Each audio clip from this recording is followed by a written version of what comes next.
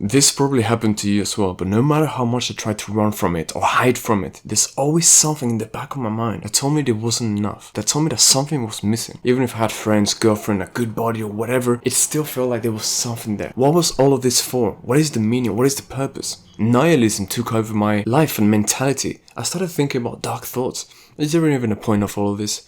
Should I just give up and do whatever? Should I just enjoy myself like others are enjoying themselves?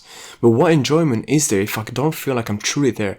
If I don't feel like I'm immersed? If when I'm doing these things that everybody does, something deep down, it's just not hitting. There's something missing. So how can I call that enjoyment? And why me? Am I the only one? Am I the only one feeling this way? How can others go around with such a smile while they're doing things that I just can't bring myself to fully enjoy? I don't like to sleep around. I have the ability to charm women and be nice, and I would enjoy it, but it wouldn't feel right. So how can I live a life which feels right, in which I'm not alone and I enjoy at the same time? Well, this all started in a breakup during the pandemic. I broke up and it made me sad, and I started reading to occupy my mind and to do other things that were new. I thought, you know what? That bitch, I'm gonna do something better for myself. I'm gonna grow, level up. So the first book that I read was The Little Prince, and it spoke about losing our inner child, and becoming a boring adult. My thoughts were then shackled. It felt like something started speaking to my soul. So I looked for other books, I looked for other material, I started searching online, and I read more and more, and I discovered more, and I started looking at the world differently. I started practicing stoicism as well, through Charisma on Command and videos that they showed me, because I thought, I need to get over this, and there's so much pain in my heart right now. I can't move on. And there was still the lingering feeling of nothing feels right. I need to do something different. The lockdown had subdued and we had finally been allowed to go out again. And I was just recently turned 18 in the UK. So I was going to pubs and nightclubs and shit. Well, not really nightclubs, but pubs. Meeting up with girls, do you want to link up, go out, get together, bring them home, because, I was independent. And this only happened a couple of times until I realized that something was missing. Something still lacked. And as I learned more and more, this uneasy feeling that I had inside grew more and more. And then I observed the people which seemed to enjoy themselves, they didn't learn more and more. And now their smile felt authentic. It felt like they truly felt like it was fine. Because in their perception, it probably was fine. But no matter how hard I tried, there is something deep down inside of me which just won't let me be. You know what that thing is? It is our consciousness. Our consciousness doesn't want to give up. My consciousness is still speaking brightly to me every day. If I lay in bed on my phone, doing whatever, I can't. My consciousness tells me, what are you doing? You're meant for something better. Your highest life is within your grasp. And you're here choosing to... What are you even doing? Doing chess puzzles? Oh, because it'll improve my cognitive ability. Dude, no. Stop. And I continued to level up, whether it was my knowledge and learning more, or whether it was my ability to speak to others. I killed it at every interview, and I managed to secure myself so many positions in government jobs and shit like that, just because I was so good in the interview. They were like, yeah, okay, you don't have studies? Well, we'll take you regardless, because nowadays, does it even matter? It's so accessible to everybody.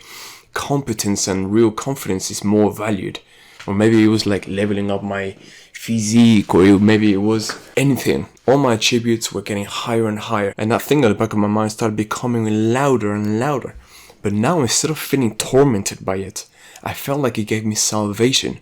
I thought, okay, this feeling which once deprived me of being able to enjoy the things that others enjoyed, now helped me make a change. If I enjoyed what I used to enjoy of this degenerate lifestyle, would I be able to have the words that I've heard now? Dear friends of mine that say, thank you, you've helped me a lot. That look up to me or admire the way that I live and that I am. And sure, I was diplomatic, and sure, I had lots of friends, so I could go out at any point with anybody. And now, less people like me, but more people love me. This internal peace that I have now, and this lifestyle which is not in dissonance with my values, were achieved thanks to religion. Now hold on now, to be honest, I don't need and I don't want people to come into religion just so that we have another mediocre believer. Whether it is Christianity, Judaism, Buddhism, Islam, anything, I don't want it. I'm not here to tell you, oh, you should convert or you should start practicing religion. No, and don't label yourself religious if your last, oh God, Like, look at all of these influences, right? That talk about Islam or that talk about Christianity, and then they go around with women that are clearly hoes, having degenerate behavior, still just doing things for the camera. It makes you really question the beliefs. And yes, I know, I understand. When I'm Muslim, when I converted to Islam, I had to juggle for a little while. I had to understand how I felt. And I committed a couple of errors after taking my shahada, which is my testimony. So I understand that it's a little bit of a long process where the information or the belief has to seep through.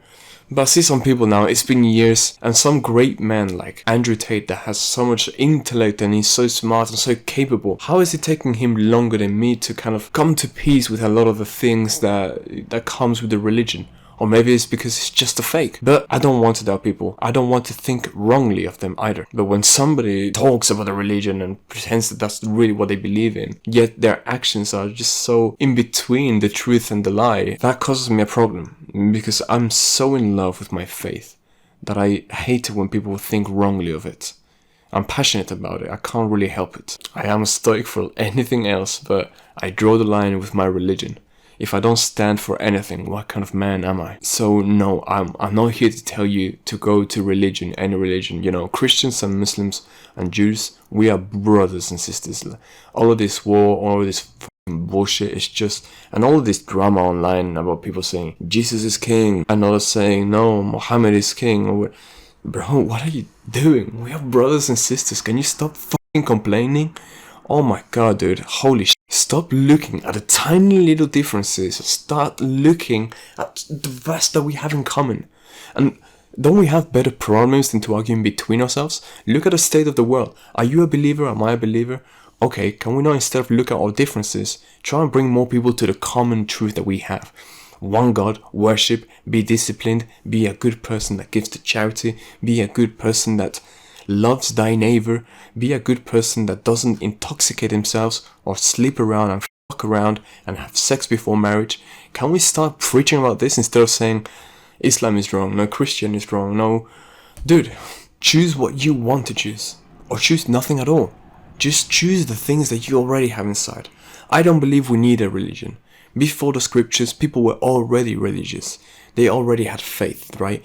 Look at Abraham. He was already religious. He didn't have the Torah or the Injil, or he didn't have the Torah or the Gospel or the Quran.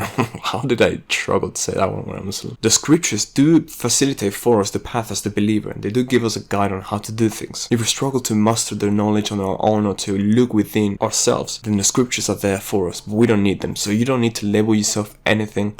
I do, and I wouldn't advise to do it if your heart really isn't true to it. And if you do convert to a religion, understand that the other religions are your brethren, and do not incite or partake in the movement of hatred and disaccord and whatever. But rather, whatever you choose, love it. What completed the frame for me was understanding that there was something higher, something greater out there, something that was looking out for me, something that expects something of me, something that told me, hey, life is a test. Let's see how you take care of things. Now it makes sense why I feel wrong about doing something. When I am sitting a test and I cheat, it might feel good being like, haha, I didn't have to work hard and I get this enjoyment of good rewards or whatever. No, I feel wrong.